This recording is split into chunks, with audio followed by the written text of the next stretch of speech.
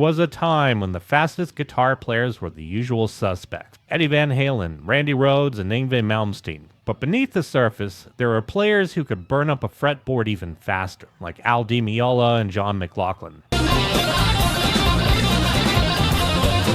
Though they didn't always get the same spotlight. As music evolved, the bar kept rising. Guys like Michelangelo Battiato and Vinnie Vincent brought a freakish, edgy style of shredding that really pushed the limits. Guitarists like Matteo Mancuso, Guthrie Govan are leading the charge with this incredible phrasing and mind-bending, out-of-the-box technique. But then you've got another breed of players, the ones who are true disciples of raw, unfiltered speed. And we're not talking about those who just mastered Flight of the Bumblebee for show. World record holders like John Taylor, who played it at 600 BPM, are impressive, but all that shows is how well one could travel down an already established road. No, we're talking guitar players that are playing their own licks at these insane speeds. Like, subscribe, thank you. This is a different breed of guitar player, and it all started with one trailblazer who was technically the best, but probably didn't even know it, and that was none other than Shawn Lane.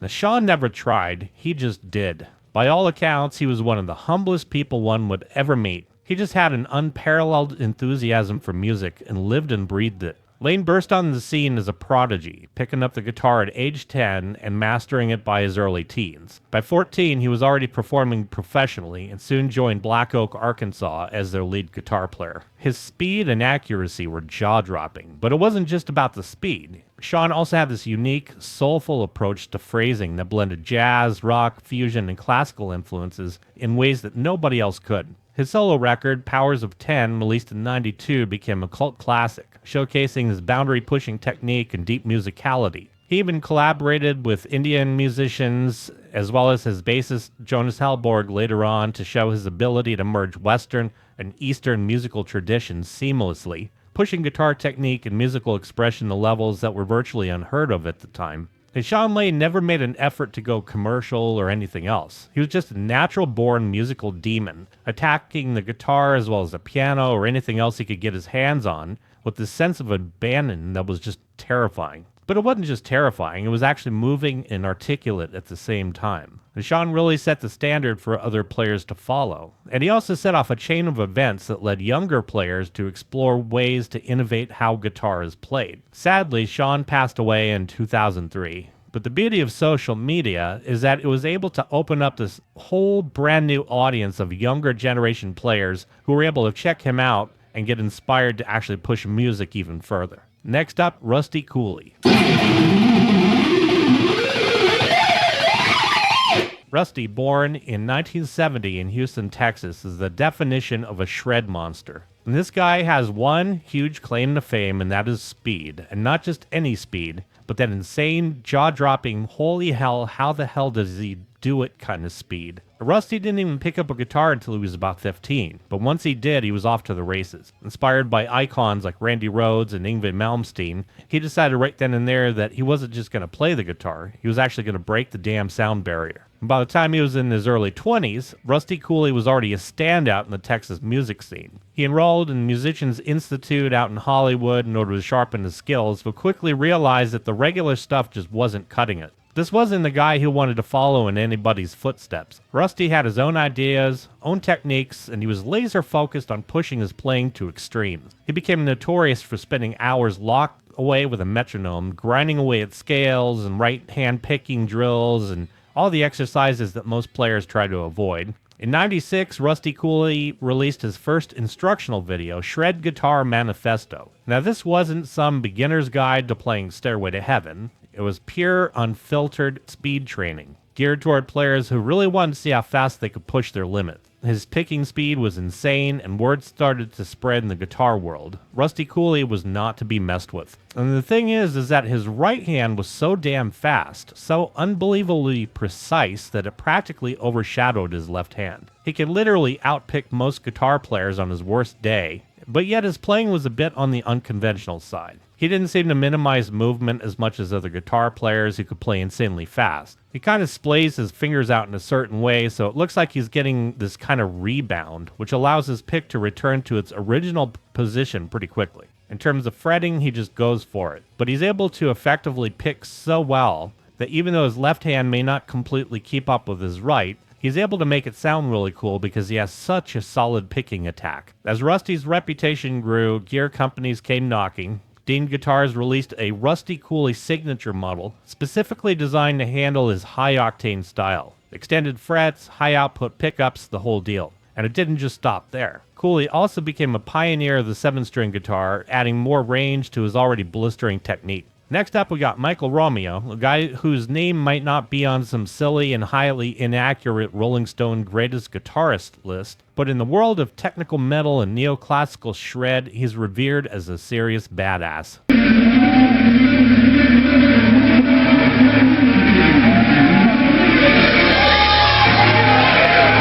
Born on March 6, 1968 in New York, Romeo is best known as the mastermind behind Symphony X, a band that basically fused metal, classical, and progressive rock into one intricate, brutal sound. This guy's got the chops, the vision, and some of the most ridiculous technique you'll ever see. Romeo's journey into music started like a lot of guitar players back in the day, hearing Eddie Van Halen's Eruption and having his brain completely melted. But while most kids would be content just learning a few licks, Romeo was dead set on mastering every technical aspect of the guitar. He didn't just stick to rock, he went full nerd mode, diving into classical music and studying composers like Bach, Mozart, and Paganini. Paganini's influence, especially, is all over his playing, showing up in his finger-twisting, Baroque-inspired runs that he's known for. So now by the late 80s, Romeo had already built a reputation in the underground scene for his speed and precision. While other players were still learning the pentatonics, Michael Romeo was out there blazing through classical pieces, turning them into insane guitar solos. But speed picking and sweeps are not his only weapon. Enter his tapping technique, a signature move that enables him to execute unique note combinations without sounding like traditional tapping. Michael Romeo uses his finger tapping to follow his fretting fingers in these crazy 5-note sequences. It sounds very much legato, but it is as if the player has this extra pinky somewhere. The Symphony X officially came together in '94 with Romeo at the helm. This wasn't just another metal band. The Symphony X was different. They combined classical composition, prog metal, and even some jazz fusion. But the thing is, when you talk about what makes Michael Romeo unique, it's all about that blend of intense technique and musicality. He could sweep like nobody's business, ripping through arpeggios like they're nothing. His right hand is fast as hell and very precise, but his melodic phrasing has this classical depth, like he's scoring a symphony on the spot. His playing is fast as hell and definitely more fluid and cleaner than Rusty Cooley. He can throw down solos that go from delicate to demonic in seconds, making every single note count, even if they're coming at you at 19 notes per second. Next up, Chris Impellitteri is well established as one of the most serious shredders of our day.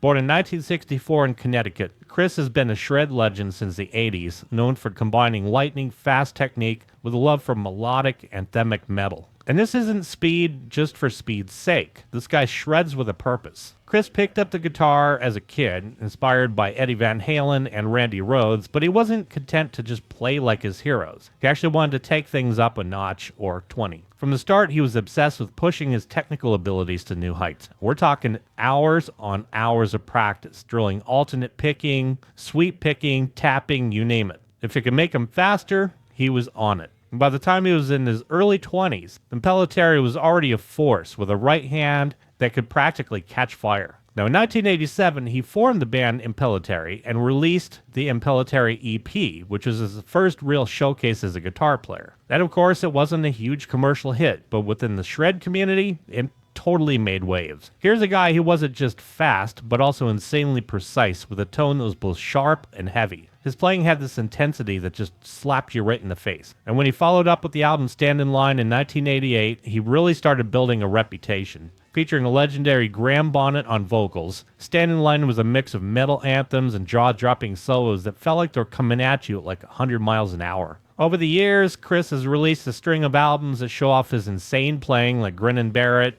Wicked Maiden, and Answer to the Master. He's one of those guys who never slowed down. To this day, he's still ripping it up with the same intensity that he had back in the 80s. Next up is probably the fastest picker on this list. As a matter of fact, if there was an award for the fastest right hand, it would definitely go to Danny Joe Carter.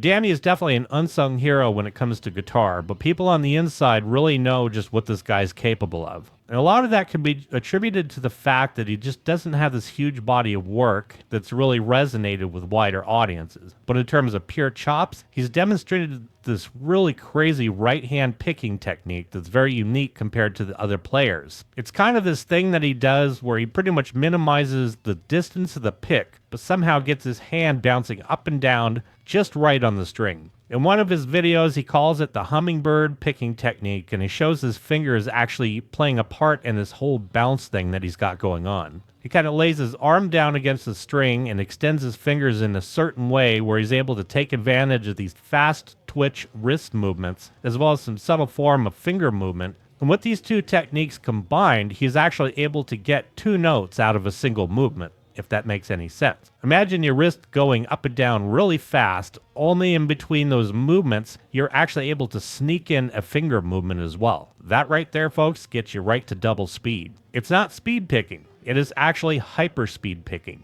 Danny Joe Carter is still kicking around Las Vegas, and he had actually started out playing guitar with a piece of Hot Wheels track when he was only 3 years old, but he ended up becoming one of the most insane guitar pickers in the modern age. Next up, Davide Lacerdo. He isn't just fast, this guy's on another level entirely.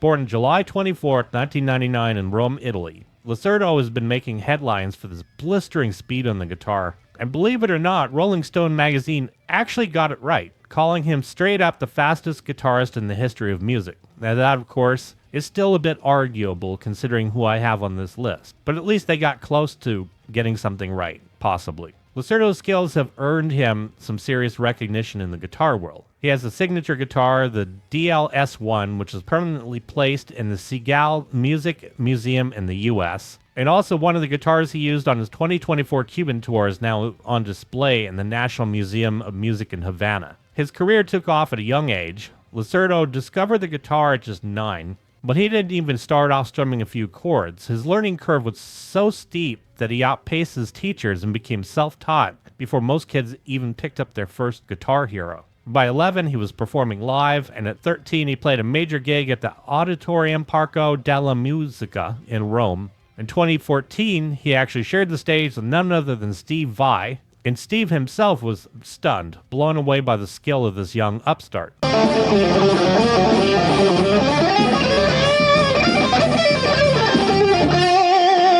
What makes Lacerdo stand out is that he tends to hit these bursts of speed that are really superhuman. Immediately when watching a video of him, when he hits these insane bursts, he's obviously breaking the rules that commonly define what it took to play fast. Unlike other players like Rusty Cooley, Danny Joe Carter, Michael Romeo, who generally bear down and minimize movement, David actually opens up his picking hand wide and makes very broad strokes. It says generally distance is proportional to time. It's hard to see how David gets such an advantage, but it most likely has to do with the fact that he's able to capitalize on a straight, rigid forearm movement in order to pull off such crazy speeds. It's just mind-boggling that out of all these players, Lacerda is the only one that doesn't really minimize movement at all, and yet he is right up there at the top of the list as the fastest of the fastest. Next up, we have Roy Marchbank. Roy is another breed of guitar player entirely.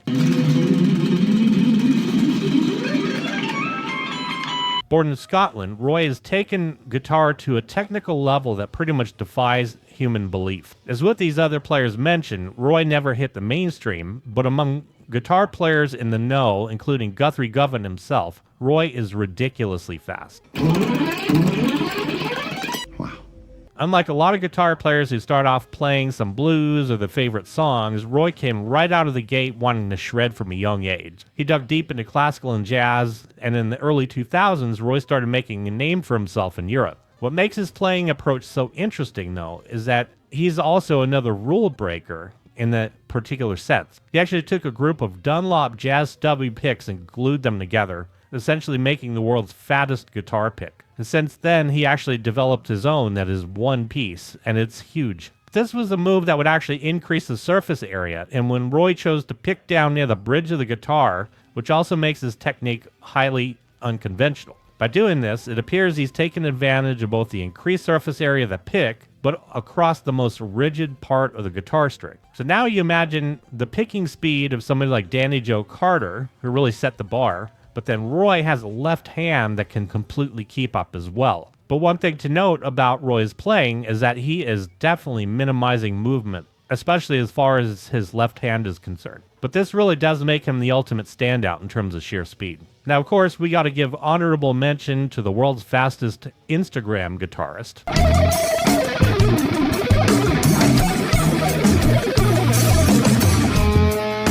Okay, now generally Instagram is in quotes, so of course you'd have to figure that one out for yourself. But now, of course, I'm expecting the comment section to have its share of comments all talking about how speed is and everything. Playing with feel or even stepping it up in terms of technique to pull off some seriously awesome phrasing is truly the art when it comes to full-blown musical application of guitar. So yeah, are these guys playing quote-unquote to the song? Not necessarily. But some of the guitar players who are more or less built for speed should be celebrated in their own right. Fast guitar is fun. It's exciting and invigorating, and as I've shown in this video, it lends itself to so many different stylistic approaches. It's not easy to pull off, no pun intended. That's what she said!